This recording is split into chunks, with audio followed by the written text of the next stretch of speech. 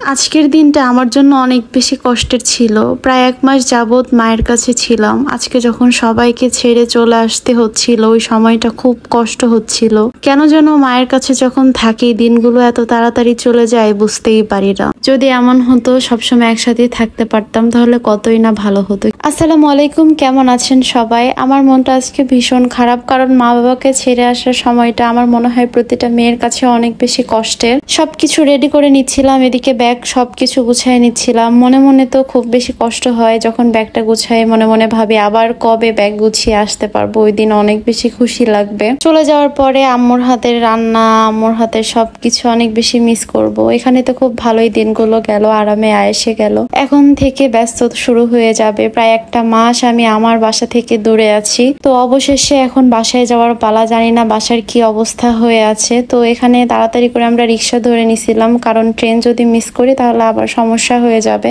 তাড়াহুড়ার মধ্যে বের হয়ে পড়ছি। আর এদিকে মেঘের অবস্থাও অনেক বেশি খারাপ ছিল। মনে মনে ভাবতেছিলাম আমার সাথে মনে হয় মেঘের অনেক বেশি মন খারাপ, এজন্য মেঘটাও মন খারাপ করে মেঘাচ্ছন্ন হয়ে আছে। দেখতে দেখতে স্টেশনে চলে আসলাম। স্টেশনে আসার পরে আমাদের ট্রেনটাও চলে আসলো। আমি গাজীপুরটাকে অনেক বেশি মিস করব। গাজীপুরবাসী আপনাদের সবাইকে মিস করব। তবে সমস্যা নাই, প্যারা নাই। ঢাকাতে গিয়ে আপনাদের সাথে খুব সুন্দর সুন্দর জায়গা কোথায় কি পাবেন সবকিছু শেয়ার করব। দেন আবার যখন গাজীপুরে আসবো তখন আবার আপনাদের প্রাণের গাজীপুর শহরের ভিডিও দিব। সবাই অবশ্যই আমাকে সাপোর্ট দিবেন এন্ড আশা করি আপনারা সবাই আমার পাশেই থাকবেন। ট্রেন ছেড়ে দিয়েছে, আর ছেড়ে দেওয়ার পরে আমার মনে হচ্ছিল ইস, সবকিছু ছেড়ে এখন চলে যাচ্ছি। মন খারাপ করে আর কি হবে, প্রকৃতির নিয়ম, আমাদের নিয়ম যেটা সেই অনুযায়ী তো চলতে হবে। তো যাই হোক, দেখতে দেখতে সোজা বাসায় আসছি। আর যেহেতু 1 মাস আমি বাসায় ছিলাম না, আমার বাসার অবস্থা খুব খারাপ, অনেক এলোমেলো হয়ে আছে। প্রত্যেকটা ফার্নিচারে ধুলা জমে গেছে। আর আমার জামাই ব্যাগপত্র টেনে অনেক বেশি টায়ার্ডও হয়ে গেছে। আর এই তো দেখেন আমার বেলকুনির গাছগুলো, কিছু কিছু গাছ আছে যে ওগুলো হচ্ছে একদমই শুকায় গেছে। বাসায় আসার পরে আমার প্রথম কাজ থাকে আমার পাখির কাছে যাওয়া, দেখি আমার পাখিটা ভালো আছে কিনা। বাসার সবকিছু দেখতেছিলাম, প্রতিটা জিনিসে অনেক পরিমাণে ময়লা জমে গেছে। তো কি আর করার, কাজ তো করতেই হবে। আমাদের এই টোনাটনির ছোট্ট পাখির বাসাটা আপনাদের সবার কাছে কেমন লাগে বললেন তো।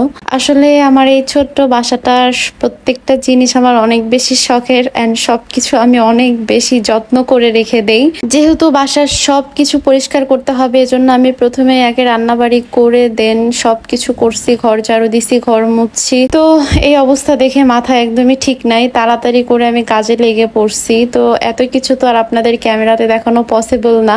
সবকিছু মোছামুছি করার পরে এখানে বাদবাকি কাজগুলো করতেছিলাম, আর এগুলোই একটু ভিডিও ক্লিপ নেওয়া হয়েছে। সবকিছু তো আর ওভাবে দেখানো সম্ভব না।